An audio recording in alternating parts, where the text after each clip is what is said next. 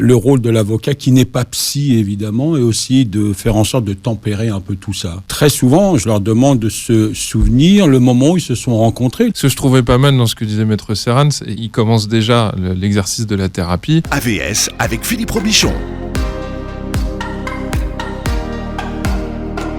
AVS à votre service aujourd'hui avec un duo de choc. Tiens, c'est la première fois qu'on les a réunis tous les deux. On va parler du divorce côté court et côté cœur avec Maximilien Bachelard. Bonjour Maximilien. Bonjour à tous. Docteur en psychologie et psychothérapeute et auteur de l'approche intégrative en psychothérapie. Vous préparez un nouveau livre d'ailleurs. Oui, on parlera très prochainement. Exactement. Aux éditions ESF Sciences Humaines, le même éditeur. Et le boulot va être de créer un ouvrage pour les travailleurs sociaux, les chefs de service, les psychologues, les psychiatres, les directeurs d'établissement en protection de l'enfance. Voilà. Maître Mourad Serran est avec nous. Maître Serran, bonjour. Bonjour à tous. Les auditeurs de Beurre FM vous connaissent bien puisque vous êtes depuis des années notre avocat référent, notamment le vendredi entre 9h et 10h. Vous êtes avocat au barreau de Seine-Saint-Denis. Toujours. Voilà, à Bobigny. À Bobigny. On peut vous trouver à Saint-Ouen. On va parler du divorce et Maximilien, vous souhaitiez avoir une approche systémique, comme toujours. Ouais. C'est un peu vous, ça, d'avoir les deux côtés. Parce que finalement, il y a des choses qu'on dit à l'avocat qu'on ne dit pas au psy quand on divorce. Mais on dit beaucoup de choses à son avocat, Maître Serran. On dit tout et n'importe quoi parfois. On dit beaucoup de choses pas très sympas sur l'autre, mais ça peut s'entendre et se comprendre dans un premier temps. Et le rôle de l'avocat qui n'est pas psy évidemment est aussi de faire en sorte de tempérer un peu tout ça, c'est-à-dire d'essayer de recadrer nos clients et de répondre sur l'aspect purement juridique et de faire en sorte que les vieilles rancœurs, les vieilles haines s'effacent. Très souvent, je leur demande de se souvenir le moment où ils se sont rencontrés, de leur dire vous êtes quand même aimés. Alors ça peut déraper, mais on essaie de rappeler que le couple s'est quand même aimé à un moment. Donc on ne peut pas considérer l'autre comme un ennemi. De votre expérience, Maître Serran, est-ce que vous connaissez beaucoup de divorces qui se passent de façon tranquille? Non, honnêtement, ça fait plus de 20 ans que j'exerce, j'ai rarement eu des personnes qui divorçaient tranquillement. Dans le cadre d'un divorce par consentement mutuel. Honnêtement, c'est très rare. En règle générale, on bataille, alors pour des raisons sérieuses qui concernent les enfants, ça je peux l'entendre et le comprendre, mais parfois on bataille sur des détails, sur des objets, sur la voiture, et on a du mal, quand on est avocat, à comprendre ça, puisqu'on leur dit tout le temps, faites attention, on peut toujours batailler sur des objets. Je ne parle pas des enfants, c'est quand même assez particulier, mais quand on bataille sur des objets et quand on se tire dessus avec des gros guillemets, il n'y a jamais de gagnant à la fin. Vous voyez, tout le monde y perd des plumes. Et vraiment, on essaie de leur faire comprendre qu'on est en train de parler de choses matérielles. Parfois, j'allais dire anodines, alors pas pour nos clients, mais vous voyez, il y a pas si longtemps, on a des clients qui bataillaient pour une collection de soupières. Alors ça peut sembler curieux, moi, je suis pas amateur des soupières, mais voilà, monsieur et madame ont réuni des soupières, et la vraie bataille se fait là-dessus. C'était avec qui la soupière? C'était avec quelle grand-mère? Des soupières, Ah non, mais c'est une collection, c'est-à-dire qui... Mais comment ils l'ont constituée? C'est peut-être ça aussi, quoi. Ah ouais, alors après... Mais c'est vrai que, voilà, moi, ça me surprend. Je devrais pas dire ça. Mais ça, c'est intéressant parce que, par exemple, sur cette histoire de soupières, qu'est-ce qui se joue, Maximilien? Je sais pas, je me dis à qui elles appartiennent, est-ce que c'est une collection commune, c'est toute cette question-là. Ce que je trouvais pas mal dans ce que disait Maître Serran, il commence déjà l'exercice de la thérapie, c'est qu'il dit vous êtes déjà aimé, quoi. Restez pas sur le dernier moment traumatisant, rappelez-vous votre histoire. Donc, je voulais faire une petite parenthèse par rapport à ça. Mais je crois que oui, c'est des objets, les objets qui paraissent anodins sont quand même chargés d'histoire, et donc c'est marrant de parler de soupières, mais en même temps, voilà, qu'est-ce qu'on y a mis dedans, quoi. Parce qu'on les achète ensemble, on n'avait pas prévu de les séparer et de les couper en deux quand même. Mais quand subitement on s'est mis d'accord sur les appartements, on s'est mis d'accord sur l'argent, on s'est mis d'accord sur la voiture, sur le chien, les enfants, subitement... On veut plus. Subitement, on va s'écharper sur les soupières. Ouais. Ça veut dire qu'on ne veut pas se séparer. Ce serait facile de dire ça, mais c'est vrai que parfois c'est quand même une façon de se dire si on signe ce dernier papier, c'est terminé. Donc c'est vrai que par moment, le divorce, c'est quand même... un instant légal où on peut s'emmerder l'un l'autre dans la légalité, on peut se tirer dessus, on peut tenir l'autre en otage en fait d'une certaine manière, puisque tant que je suis pas d'accord sur un divorce amiable, je pourrais pas te laisser partir. Donc il y a quelque chose comme ça où tu as voulu me faire souffrir sur un truc, et ben moi je vais t'embêter sur autre chose, quoi. Et l'avocat qui arrive et qui se dit pourquoi vous vous prenez la tête pour 3 cuillères en argent, quoi. Enfin, je vais vous filer l'argent et laissez-vous, quoi. Mais il y a plein de divorces où pour 500 balles, les gens veulent pas signer, et puis on préfère aller en contentieux, on préfère se pourrir la tronche pendant 4 ans parce que c'est une question d'honneur. Ou alors tu m'as trahi, donc là tu vas pas m'avoir devant les autres. Et j'imagine que pour l'avocat, ça doit être parfois un peu particulier parce qu'il n'a pas forcément tout derrière. L'avocat, et c'est intéressant ce qu'il dit, vient ramener à la réalité aussi. Parce que moi, en consultation, j'ai des gens qui me disent « mais mon mari me demande ça ». Mais mon avocat a rigolé, il ne peut pas demander ça. Et l'avocat du mari de dire écoutez, vous demandez quelque chose qui est complètement dingue, c'est pas possible, ça n'a pas de sens. Ça a du sens pour vous, mais en fait vous n'avez pas le droit de demander une allocation. Si, je la demanderai quand même, ou je veux les enfants pour moi, j'ai le droit. Bah non, en fait il y a la loi au-dessus. Donc l'avocat il est là pour ramener les gens les pieds sur terre d'une certaine manière. C'est complètement ça, c'est vrai que chacun vient avec sa certitude. Tout le monde a raison, en fait. Ouais, c'est exactement ça. Et c'est vrai qu'il y a parfois des demandes qui sont un peu farfelues, des demandes de dommages et intérêts, mais à l'américaine, c'est-à-dire qu'on ne trouve jamais sur le territoire français. Genre quoi, allez-y. Moi, quand on me dit est-ce que je peux demander 1 million d'euros alors que la vie même des 2 clients parfois vaut même pas, comme dirait l'autre, là, $40, donc on a envie de dire non, 1 million d'euros, c'est pas possible. Mais c'est vraiment l'influence des films américains, c'est ça qui est fou. Négociation, quoi. Ah ouais, et on leur dit écoutez, on va redescendre la barre. Et c'est paradoxal parce qu'en faisant ça, en plus, on a envie de ne plus voir l'autre la plupart du temps, mais on rentre dans une négociation qui justement va être longue. Donc c'est ça le paradoxe aussi, c'est vous voulez vous séparer l'un l'autre et en même temps vous êtes en train de rajouter de la complexité qui va faire que ça va durer des plombes. Mais justement, la fameuse procédure par consentement mutuel qui est quand même beaucoup plus courte, Maître Serran, est-ce que juridiquement on gagne du temps, mais est-ce que d'un point de vue du psy, ce temps est assez long pour faire le deuil du couple ? Ouh là là, alors en moyenne ça dure combien ? 3-6 mois ? Ça peut être rapide même. Ouais, ça peut être rapide. Est speed.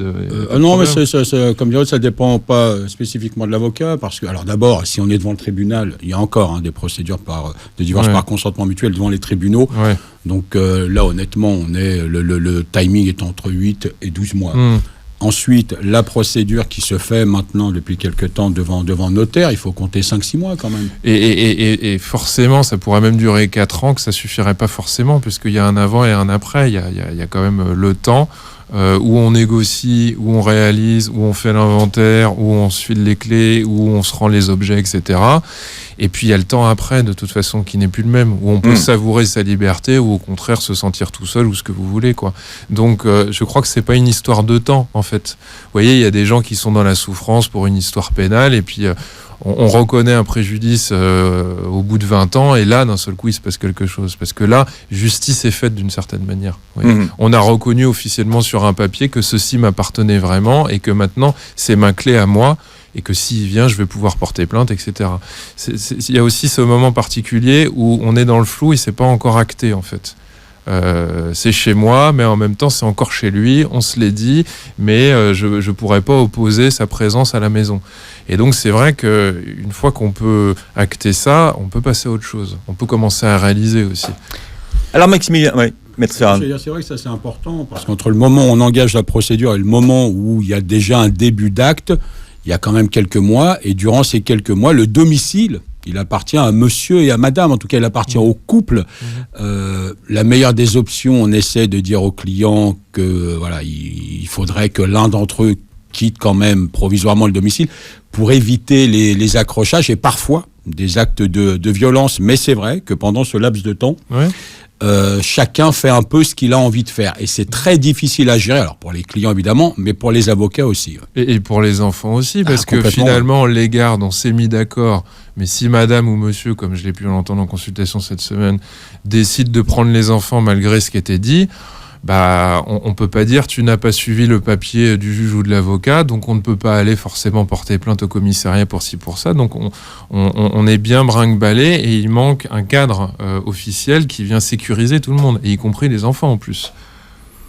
En tout cas, en qualité d'avocat, on fait cet effort-là de leur dire faites attention, monsieur et madame se sont aimés, ne s'aiment plus. Pas en même temps. Voilà. Et qui est la guerre entre des adultes, ça reste des adultes, mais c'est vrai qu'on leur rappelle très régulièrement qu'il faut toujours penser à l'intérêt des enfants. Alors effectivement, quand il y a une haine, parfois entre monsieur et madame, ce sont toujours les enfants qui trinquent, quoi. On le voit très régulièrement. Dans ce que tu as dit, il y a un point aussi qui est pertinent, c'est que en fait, ils sont pas d'accord. La plupart du temps, il y a deux histoires, en fait. C'est normal que d'une certaine manière, ça se passe pas bien parce qu'on n'a jamais exactement le même point de vue. Et c'est la même chose aussi chez le psy, d'une certaine manière. Quand vous voyez monsieur, quand vous voyez madame, ils sont pas d'accord sur les raisons de la séparation. Ils auraient pas, chacun pas fait de la même manière que l'autre. Donc ça, c'est un point commun qu'on a tous les deux. Et on en a d'autres, des points communs avec Maximilien. Ouais. Alors, on va les partager ce matin. On a la barbe aussi, c'est vrai. Aussi, ouais. La même chevelure d'ailleurs, Maître Serran, pour ceux qui Décidément, enfin voilà, c'est-à-dire qu'on va parler que de mes cheveux, quoi. Pas de mon absence de cheveux. C'est un running gag, en fait. En fait, c'est ça. Ça tous les vendredis. Maître Serran, tiens, Maximilien dit qu'il faut célébrer le divorce. Est-ce que c'est quelque chose que vous partagez ? Oui, je vais te donner mon point de vue, mais qu'est-ce que t'en penses ? Ouais, alors je sais pas, c'est assez particulier. Au même titre qu'on célèbre le mariage, je me suis jamais posé cette vaudrait question. mieux célébrer le divorce que le mariage. Personne ne se pose cette question. En règle générale, madame et monsieur, quand le couple est mixte, ne se supportent tellement pas qu'ils voulaient qui célèbrent quoi. C'est pas ça que je veux dire. Non, c'est pas ça. Oui, mais parce que... C'est quoi ? C'est-à-dire qu'il obtient son divorce et il est content, il va faire la fête avec une autre nana ? C'est dans quel sens ? Ça, c'est normal. Même pendant le mariage, ils le font. Ah bah bravo, voilà. super. Non, ce que je veux souvent, quand dire, ils divorcent, ils le font plus parce qu'il n'y a plus aucune raison de le faire. Je vais pousser la réflexion jusqu'au bout. Ouais. Alors, c'est peut-être moi qui suis monté à l'envers, mais je pense que quand on est heureux, amoureux, on devrait... Alors, le mariage, c'est la réunion d'un patrimoine et de deux familles. Donc, c'est normal qu'on fasse la fête en famille et qu'on montre son bonheur. Un couple existe par la reconnaissance des autres, sociale. Mais d'une certaine manière, je me dis que ça devrait pas être un moment à célébrer. Quand t'es bien avec ta femme, t'es heureux et t'as pas besoin des autres. C'est-à-dire que le passage de la vie à pas marié à marié ne nécessite pas d'effort. Quand tu divorces, ton monde s'écroule et se réorganise. Et c'est là où, pour moi, tout le monde devrait célébrer avec son entourage de son côté, et pas avec son ex-conjoint, mais tout le monde devrait célébrer le divorce. Parce que pour moi, c'est un rituel qui manque.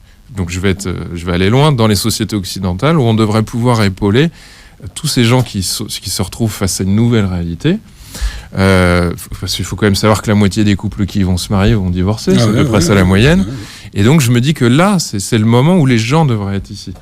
Quand tu vis un deuil, on trouve ça normal que les gens t'épaulent. Quand tu divorces, c'est à ce moment-là que les gens devraient être là. Et pas quand tu es heureux et tu vas claquer 10 000 balles, tu fais un crédit à la banque, alors que finalement, tu devrais garder cet argent pour t'éclater avec ta femme. Enfin, voilà, moi c'est mon point de vue. Je sais que c'est un peu bizarre. Non, c'est pas bizarre. J'ai jamais pensé. Il faut faire une fête du divorce. Moi, je crois du divorce. Moi, je crois qu'il faut. Moi, je suis assez d'accord parce qu'effectivement, comme l'entourage disparaît au moment où vous divorcez, subitement, vous avez moins d'amis. Donc, oui, il y a une espèce. Vous devenez un paria. T'es porteur d'une maladie quand même. Je veux dire, c'est une malédiction, quoi. Il y a quelque chose qui s'est arrêté. Alors pour certains, je pense qu'il peut se jouer ça, quoi. Mais c'est vrai que c'est un moment de mise à jour où on va voir les amis communs. Alors il y a ceux qui sont neutres et qui disparaissent et puis qui ne le sont pas forcément. Il y a ceux qui ont décidé de choisir un clan, même si finalement ça va quand même durant cette séparation. Mais je crois que c'est un moment de mise à jour particulier où oui, il y a des mouvements de foule où les gens disparaissent. Il y a le conflit de loyauté, oui. Il y a le conflit de loyauté notamment. Ouais. Ça c'est terrible, le conflit de loyauté. Mais j'y penserai, puisque je vais peut-être soumettre ça à mes clients qui vont divorcer. Faire une fête de divorce. Ouais. D'abord, ça coûterait moins cher que la fête de mariage. Mais c'est là où on en a besoin, surtout, en fait. On n'a pas besoin de faire la fête quand on est amoureux. On est amoureux et ça suffit. Enfin, je sais pas, je suis peut-être un peu trop romantique. Non ouais, je crois. Ouais. Mais bon, est-ce que j'ai besoin d'aller chez la banquière, faire un crédit pour proposer des petits fours et me retrouver à moitié à sec et récupérer l'argent dans les enveloppes je suis d'accord. Ouais. C'est tout un transfert d'argent inutile. Parce que parfois, t'as pas d'enveloppe en plus. En plus. Tu t'y retrouves même pas, quoi. C'est dégueulasse, tu te dis j'en ai pour 40 balles par personne et il me met un billet de 10. Non mais il faut revoir vos prix. Il faut revoir les amis à ce moment-là surtout parce que le mariage d'amour d'abord c'est un concept très récent, Maximilien. Oui, bah écoutez, ça fait à peu près moins d'un siècle qu'on est là-dessus, mais je le répète, on est dans la réunion d'un patrimoine et de deux familles, quoi, tout simplement. Donc on y a mis des sentiments et c'est très bien. Mais je crois aussi que c'est ce qui explique pourquoi il y a autant de divorces, quoi. C'est-à-dire que, comme le disent toujours les vieux, nous, on essayait de réparer les choses et on n'essayait pas on n'explosait pas le couple parce qu'on pensait à la famille, on pensait aux enfants, donc on se sacrifie un minimum, on essaye de discuter. Et donc, on a de plus en plus de gens qui se marient et qui divorcent au bout de 6 mois, quoi. Enfin, d'ailleurs, tu en as peut-être. Ouais, j'en ai, mais concernant les personnes d'un certain âge, effectivement, où, entre guillemets, ils devaient supporter, on va mettre des gros guillemets, ça commence à changer. De ce que je vois, moi, la dernière personne un peu âgée que j'ai reçue au cabinet a 75 ans et elle va divorcer. C'est-à-dire que, après combien de temps de mariage? Je sais pas, plus de 75 50 ans, je crois. Non, mais c'est ça, ouais. Mais ça, c'est nouveau, parce qu'on ne le voyait pas avant, ça. Complètement. Et on en voyait encore moins, entre guillemets, dans la communauté. C'est-à-dire que là, la personne est une personne de nationalité algérienne, enfin de double nationalité. C'était inimaginable. C'est-à-dire que, voilà, on est mariés. Tu divorçais pas de la mère de tes enfants, non, jamais. L'entourage, ils ont réagi comment, alors? Est-ce que tu sais? Est-ce que les enfants, ils ont dit, vas-y, papa, t'as le droit? Je crois qu'elle a été, entre guillemets, mise un peu à l'écart. Enfin, moi, je défends madame, donc c'est pas apprécié par ses enfants qui ont quasiment mon âge. Donc c'est vrai que c'est un peu particulier de dire, tiens, il y a maman qui va divorcer. Mais je peux l'entendre et le comprendre. C'est-à-dire que quand on écoute son discours, on a parfois l'impression que c'est qu'une vie de misère, on supporte, on fait que le ménage. Pourquoi on divorce pas plus tôt, d'ailleurs? Voilà, c'est ça qui est fou. Mais c'est un signal intéressant, surtout tu parles de la communauté. Moi, je trouve que c'est intéressant quand maman qui a 60 ou 50 ou 70 ans dit j'en ai marre, j'arrête. Et souvent, les enfants sont embarrassés parce que c'était évident que leur mère allait supporter jusqu'à la fin. À chaque fois, les enfants disent « Ouais, mais papa, il est insupportable, mais c'est comme ça depuis toujours. » Et je trouve que ça, c'est très intéressant quand une femme, justement, dans la communauté, commence à dire ça à ses enfants. Parce que les enfants peuvent se dire, et notamment les filles, mais peut-être que nous aussi, on n'est pas obligé de supporter toute notre vie les difficultés qu'on a avec notre mari, quoi. Ouais, mais parce qu'il y a un côté où t'es marié, t'as pas le choix.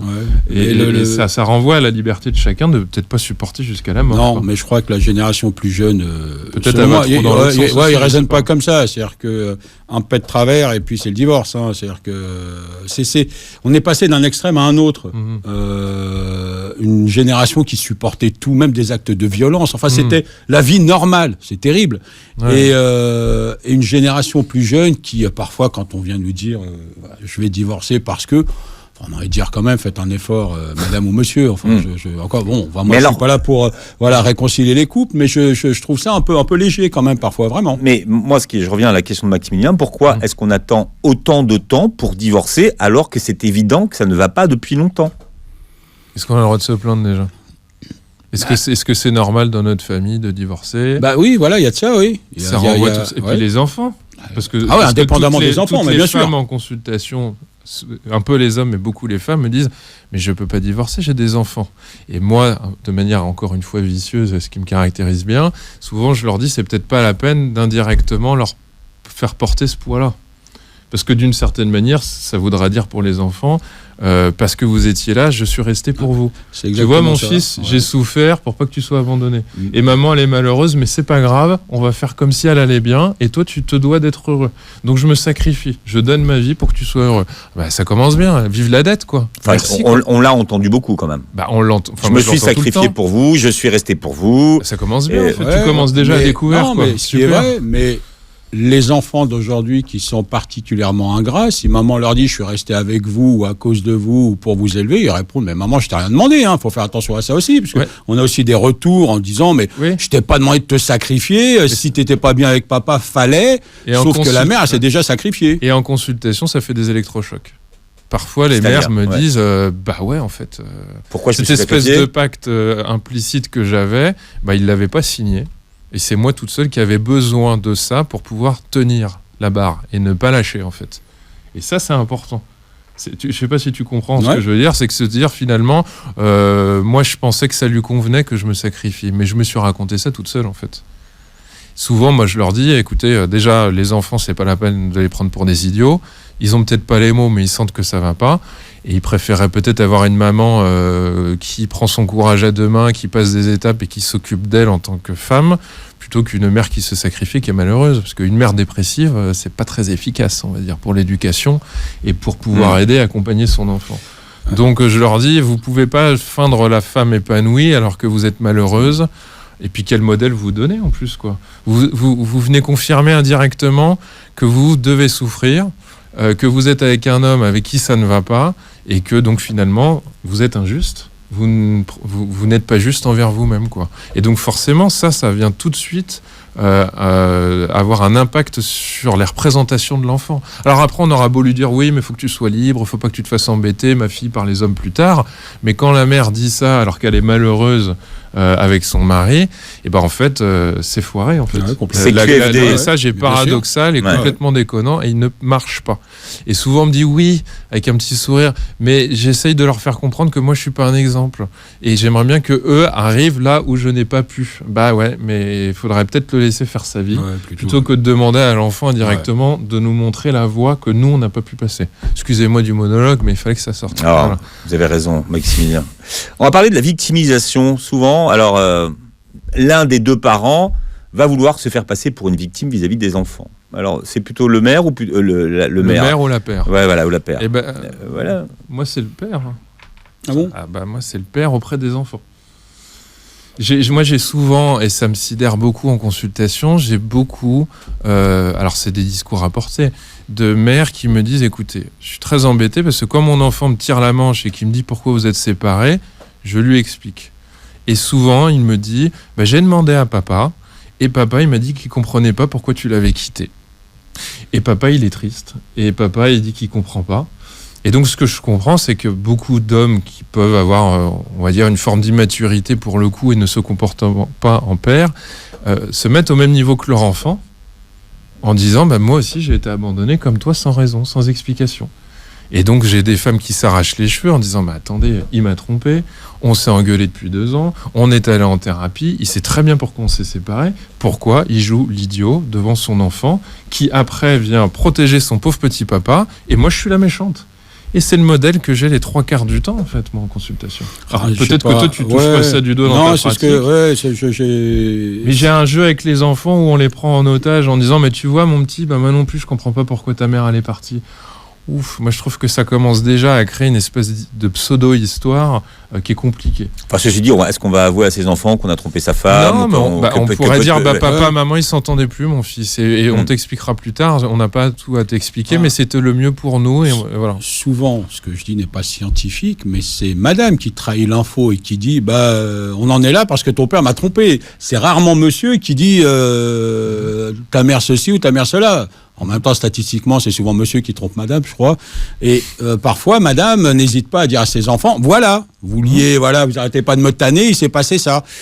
Ça crée un peu un malaise. Et les enfants peuvent regarder papa autrement aussi. Oui, évidemment. Donc on n'arrive pas, et c'est souvent la difficulté, et c'est là où moi je suis embarrassé, parce que je trouve que c'est un peu immature, et c'est pas très parent, d'une certaine manière, c'est qu'on confond le lien conjugal et parental. C'est-à-dire, on s'aime plus, eh bien je vais te détruire en tant que père. Je vais pas protéger les enfants et en fait t'as été un salaud et je voudrais que tout le monde le sache. Non mais ça arrive assez régulièrement. Et inversement, je ne t'aime plus. Tu vas salir l'image de l'autre. Exactement, de l'autre parent. Oui, et puis j'ai envie de dire à ces gens-là, mais salissez votre conjoint, mais peut-être épargnez les gosses, quoi. Ce serait pas mal parce que en fait, ce sera leur père ou leur mère jusqu'à la fin de leur vie, quoi. Et c'est là où les gens sont tellement dans une rage incontrôlable qu'ils sont prêts à tout foutre en l'air en utilisant tout ce qu'ils peuvent, notamment les enfants, quoi. C'est souvent, je leur dis, il faut éviter de vous faire harakiri parce que celui qui s'amuse à faire ça, il se saigne lui aussi, mais on met un coup de pied dans la fourmilière. Mais ça lui fait du bien sur le coup. Non, mais oui, voilà, sur le coup, mais ça dure 30 secondes. Mais tant que ça peut faire mal à l'autre, les conséquences, à la limite, on s'en fout, sur les enfants, sur lui-même. On voit ça assez régulièrement. Hein. Des fois, l'avocat est obligé de tempérer le client et dire « Attendez, ça, vous pouvez pas le faire. On peut pas faire non plus tout et n'importe quoi. » Bon, des fois on nous écoute et des fois on nous écoute pas. Vous voyez, il y a quelques temps maintenant, moi c'est un homme qui voulait divorcer et qui me dit écoutez, est-ce que vous pouvez verser ça au juge? Et verser ça au juge, c'était la photo de son épouse nue sur un lit. Et quand je lui ai dit qui a pris la photo, il me dit c'est moi. Enfin moi, son mari. Bon, je dis monsieur, pourquoi? Enfin voilà, vous prenez votre femme nue en photo et vous voulez qu'on la donne à un juge. Alors c'est pas une faute déjà dans l'absolu, ça sert à rien.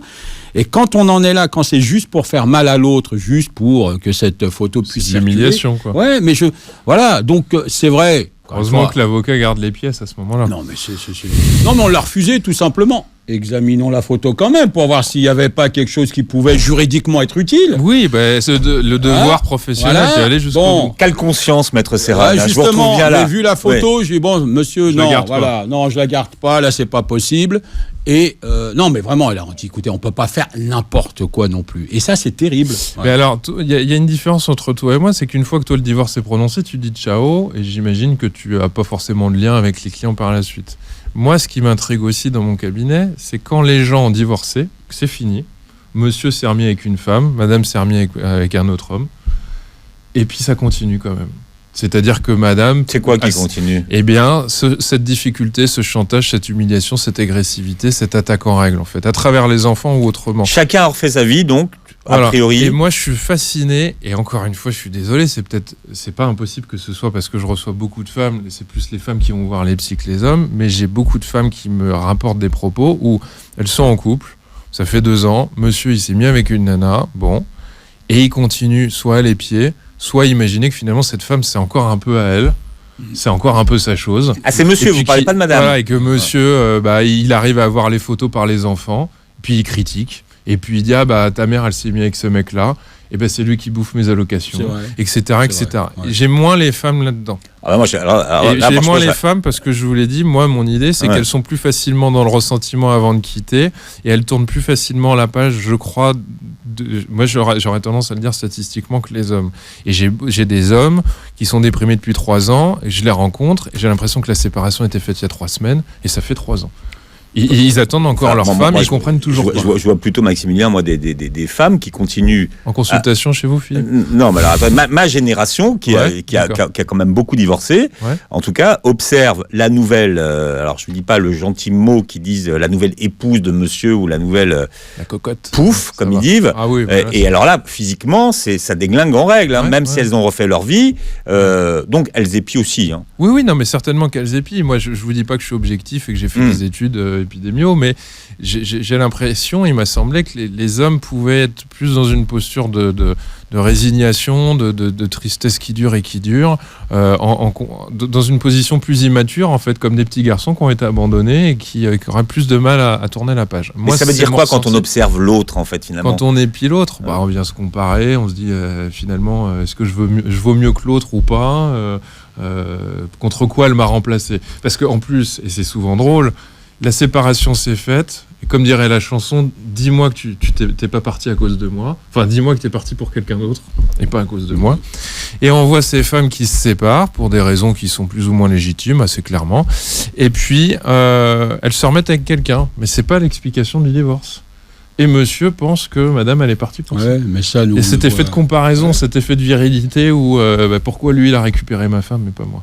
Oui, enfin bon. Dans mon appartement. Dans mon appartement. Que j'ai payé, que j'ai meublé. Alors, je veux dire, sur mon canapé avec mes enfants. C'est vrai, dans l'appartement, dans le lit. Ça, c'est le pire, là. Des photos. Mais voilà, ça, c'est terrible. Mais souvent, la bataille après le divorce, c'est effectivement quand monsieur ou madame décide de refaire sa vie. Vous avez toujours l'autre parent qui dit mais j'ai pas envie que mes enfants aillent voir leur mère parce qu'elle vit avec quelqu'un, ou la mère qui dit j'ai pas envie que les enfants aillent avec leur père parce que maintenant elle vit avec quelqu'un. Alors franchement, c'est difficile à gérer ça. On a signé avec l'avocat pour divorcer, pas pour autoriser l'autre à refaire sa vie. Nuance. Et pour certains, c'est compliqué parce qu'on n'avait pas signé, on n'a pas choisi de nouveau conjoint, on n'est pas prêt en plus. Parce que souvent, c'est il a déjà retrouvé quelqu'un ou elle a déjà retrouvé quelqu'un. Maître Serran, est-ce que ça vous arrive d'avoir des clients qui viennent vous voir et qui disent bon, allez, filez-lui ce qu'elle veut, je vais en finir? Oui, mais je crois que c'est juste un mot comme ça. C'est-à-dire que quand on leur dit ok, d'accord, je vais vous expliquer ce que ça signifie. Bien sûr. Concrètement, ensuite, ils évitent de nous dire filez-lui ce qu'elle veut, franchement. Donc non, ça c'est vraiment pour... Ils ont peut-être l'impression à ce moment-là que madame va pas demander grand-chose. Je vais en finir, tu vois. Voilà, ou alors que la loi lui donnerait pas grand-chose. Faites la terre alors, c'est ça, vous faites le taire. Ah oui, non, mais c'est exactement ça. Donc non, ça honnêtement, en tout cas, moi j'ai pas eu ça où monsieur, en bon prince, en disant la tranquillité et puis elle prend ce qu'elle veut. Quand on fait le listing de ce que madame a le droit, c'est-à-dire c'est pas du vol, c'est prévu par les textes. Non, ensuite il change vite d'avis.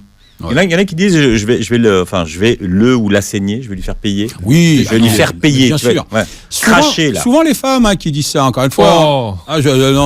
De mon expérience. Après on va dire donc. Mais c'est souvent madame qui vient avec de la fumée qui sort de ses trous de nez, les yeux tout rouges, des cornes qui poussent, et qui vient me dire mais il faut l'achever. Maître Serran, vous êtes un tueur, c'est pour ça que je suis venu. Je sais bien, c'est exactement ça, et je confirme que je m'en occuperai moyennant règlement d'honoraires que je demande et qu'il faut me régler. Mais sinon, indépendamment de cet aspect-là, c'est souvent, encore une fois, c'est pas scientifique ce que je dis, mais c'est souvent madame qui...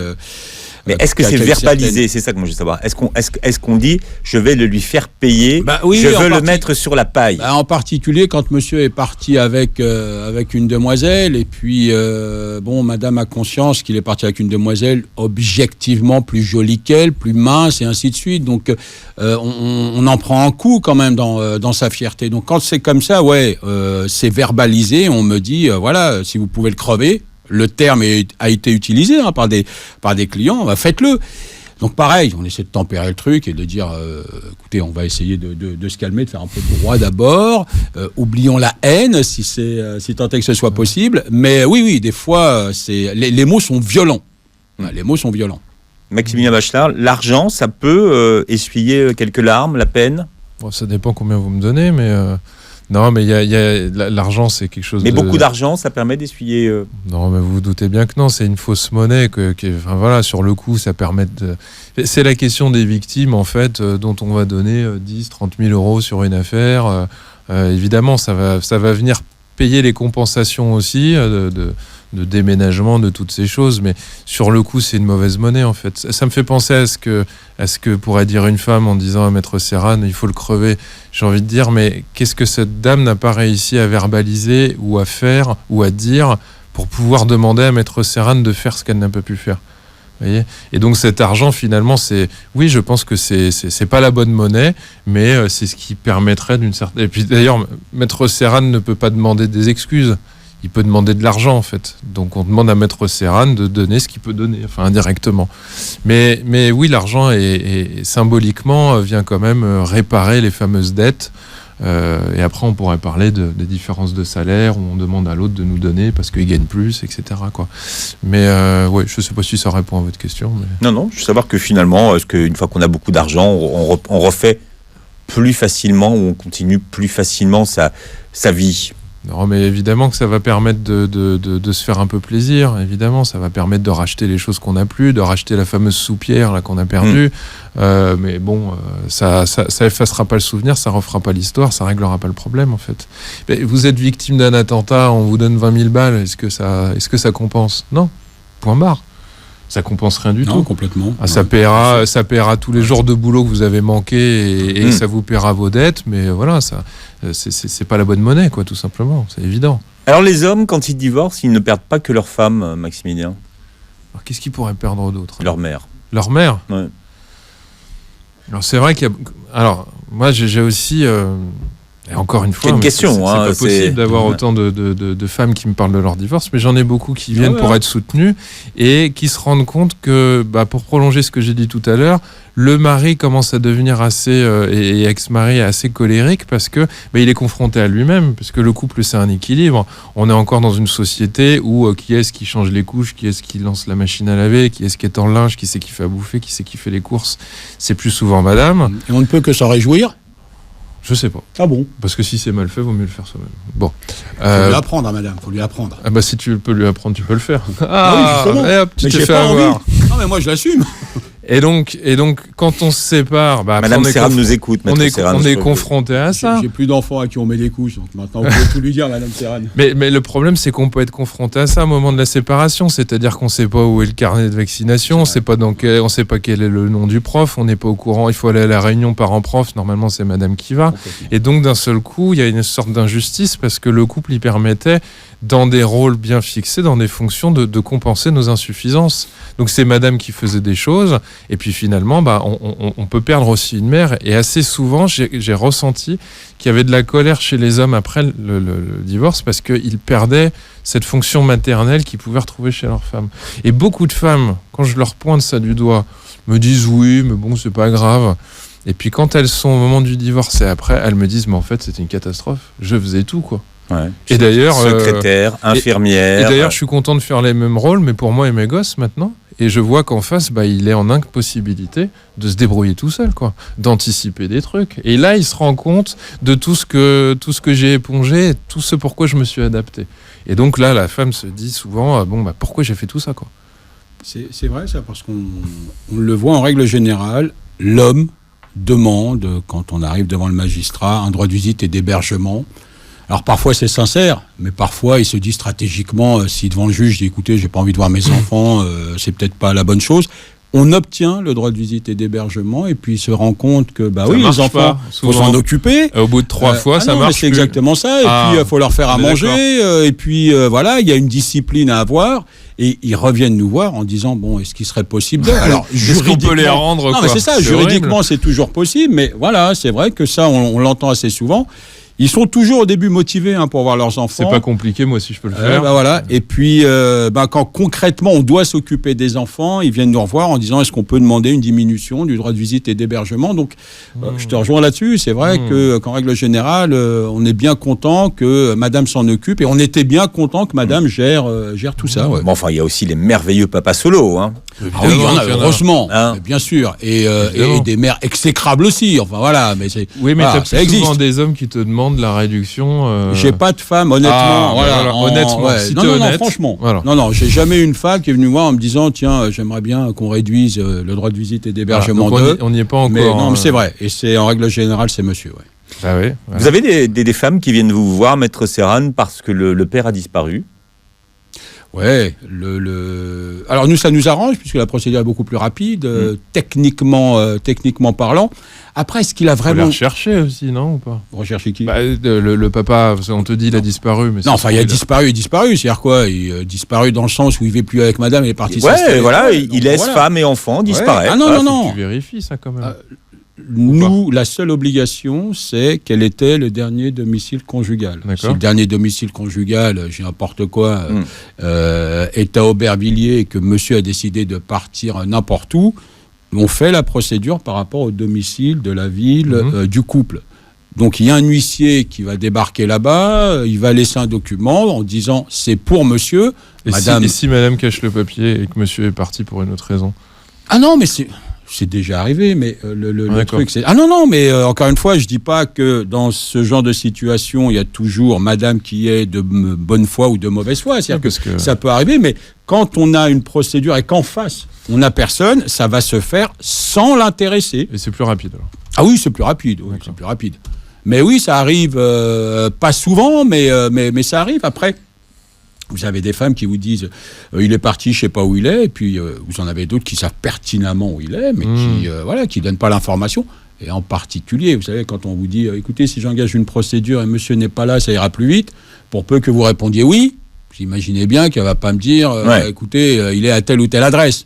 Donc oui, ce sont des procédures qui arrivent et qui aboutissent. Hein. Oui, parce qu'on pourrait imaginer, parce que ce serait peut-être plus souvent l'inverse, que madame est partie parce que violence conjugale, monsieur garde le domicile, on peut imaginer que madame est partie ailleurs, on envoie un huissier un document au domicile conjugal, forcément c'est monsieur qui va le récupérer, ce ne sera pas madame qui le signera puisqu'elle ne reviendra plus. Ouais, mais... Là c'est une situation un peu compliquée. Ouais, mais ce que tu dis là, en fait, en règle générale, monsieur ne pense même pas à ce genre de truc, donc comme quoi les hommes sont un peu moins tordu, on va dire, par rapport à ça. Ta démonstration de fait, c'est ça? Voilà. Donc, A plus B. Je crois qu'il va avoir des pouces en bas. Non, mais c'est souvent... Attention, je dis pas que madame nous invente quand monsieur disparaît, mais les trucs un peu procéduralement tordus qui viennent en principe de l'esprit de l'avocat nous sont souvent soufflés par nos clientes. Qu'est-ce qui pourrait pousser les hommes à disparaître, Maximilien? Pourquoi Je sais pas, il y a un truc qui me vient comme ça, là, c'est la difficulté de pouvoir affronter la réalité. Parce que si je suis pas là, d'une certaine manière, c'est comme les enfants qui se cachent les yeux en disant j'ai disparu, quoi. Et puis avec peut-être l'idée que si je suis pas là, la procédure va pas pouvoir se faire. Donc je refuse de divorcer, donc je ne suis pas là. T'as raison, c'est souvent ça. C'est souvent ça. Quand il y a monsieur qui nous contacte et qui dit je crois que madame a engagé une procédure, mais voilà, je suis pas au domicile, donc ça va traîner. Quand on leur dit attendez, ça va aller encore plus vite, à ce moment-là, il se j'arrive. manifeste. Mais c'est exactement ça. Je suis là c'est dans vrai. 10 minutes. C'est une erreur de croire que je vais pas me présenter ou je vais me cacher, et puis madame va galérer, la procédure va être longue, c'est faux. Parce que je pense que c'est plein de fantasmes, un peu tout ça. On connaît pas forcément les procédures, donc il y a des comportements bizarres, moi, que je comprends pas forcément, mais oui, il pourrait y avoir cette hypothèse. Ouais. Est-ce que vous rencontrez tous les deux des gens qui vont au bout de la procédure du divorce? Oui, on en a déjà vu. Ouais, c'est bien. Bonne première. Et qui, une fois que c'est prononcé, se disent pourquoi on a divorcé, finalement, on s'aime toujours. Moi, j'ai déjà vu ça, et parfois même en pleine procédure. C'est-à-dire que la procédure est en cours, et puis vous avez madame, Ils s'embrassent, quoi. Ah ouais, madame, Qu'est-ce que monsieur. vous foutez Non, mais c'est vrai, c'est assez particulier. Qui restent comme des couples, c'est ça? Ah non, mais qui vous disent, est-ce qu'on peut mettre fin à la procédure? Alors d'abord, on leur explique que tant que le juge n'a pas prononcé le on divorce... vous prendra l'argent quand même. Hein. Ah non, mais ça, il n'y a même pas de discussion là-dessus. C'est pas un sujet de discussion. mais c'est vrai que tant que le juge n'a pas prononcé le divorce, on peut reprendre sa vie commune, et c'est arrivé parfois. Ça tient pas très longtemps, en règle générale. Ouais. Voilà. Et sincèrement, et on leur dit, vous avez bien réfléchi, la procédure est en cours, voilà, on a déjà perdu, entre guillemets, quelques mois, donc si vous continuez encore un peu, vous serez divorcé, et puis si vous avez envie de vivre avec monsieur, vous pouvez le faire. Mais mettre fin à une procédure volontairement, et demain, on a encore des reproches à faire à monsieur, on repart à zéro. On refacture. Ouais. Ah ouais. Légitimement. Et on garde le même avocat, bien sûr. Bah oui. Punchline. Voilà. Donc il faut faire attention à ça, mais effectivement, ça arrive parfois. Ouais. Est-ce qu'on peut rester bons amis après un divorce? Après une séparation? Ouais, enfin, un divorce, une séparation, surtout quand ça fait un moment qu'on est ensemble. Il y en a qui arrivent, il y en a qui n'arrivent pas. Ouais, je sais pas, c'est sûr que si madame, elle a vu monsieur avec une minette, en règle générale, il y a trop de haine. Moi, je pense à un monsieur que je vois là, en consultation. Apparemment, c'est un des rares cas où apparemment ça se passe très bien. Ça se passe très bien. Ils ont des enfants et ils s'arrangent très bien. Ça fait rêver presque, parce que je me dis, c'est cool, voilà, ils sont mûrs, ils s'appellent, il a un peu de retard, il y a peu de soucis, il a une copine, elle s'en fout, lui il a un copain, c'est très bien. Je pense qu'on n'a pas un lien d'amitié normal, d'une certaine manière, c'est peut-être un autre type de lien. Mais il y a le respect et l'adaptation qui continuent à se faire. Mais c'est compliqué de trouver des gens divorcés qui peuvent discuter calmement, gentiment. Parce qu'en règle générale, dans quand les on films, appelle, bien, voilà, dans les films. Ça fait série TF1 un peu. Ouais, c'est exactement ça, ouais. Mais dans la réalité, quand le client passe un coup de fil en disant, mais c'est pas une gentillesse, hein, quand il parle de madame ou madame de monsieur. Donc, dans les films, peut-être. Oh, mais la nostalgie arrive toujours, vous savez.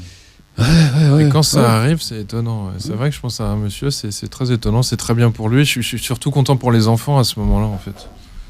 Mais ça peut questionner sur pourquoi ils se sont séparés. Après, on fera une autre émission là-dessus, oui. puisque maintenant c'est le moment où vous allez chanter, donc moment que tous les auditeurs attendent. Non, je la connais mais moi pas, non plus. Michel Jonas, vous me l'avez chanté hier et je l'ai dans l'oreille. Non, alors c'est pas vrai. Ça n'est pas vrai. J'ai lancé quelques phrases et Philippe a chanté. Mais c'est terrible. J'aurais dû enregistrer ça.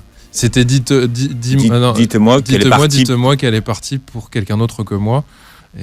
Mais pas à cause de moi. Mais pas à cause de moi. Ouais. Voilà. Belle chanson de Michel Jonas. Et on la lance. Ah non, je suis pas bon. Non, parce que là, il l'a pas chanté, là. Non, il l'a dit. Il l'a dit. Ah, d'accord. Parce que vous avez dit chanter. Vous la connaissez, la chanson, Maître Serran? Non, du tout. Bon, alors on dit rien. Il connaît, Maître Serran chante Capitaine Flamme. Chacun, c'est bien, Capitaine Flamme, Goldorak, enfin, toute ma jeunesse. C'est quand on était jeune, ça. Ouais, Capitaine Flamme. C'est bien, ça, non? Bien, vous réécoutez l'émission sur beurrefm.net, podcast, vous regardez l'intégrale de l'enregistrement sur la chaîne YouTube. Merci d'avoir été avec nous tous les deux ce matin. Merci de nous avoir écoutés. On se retrouve demain sur Beurre FM.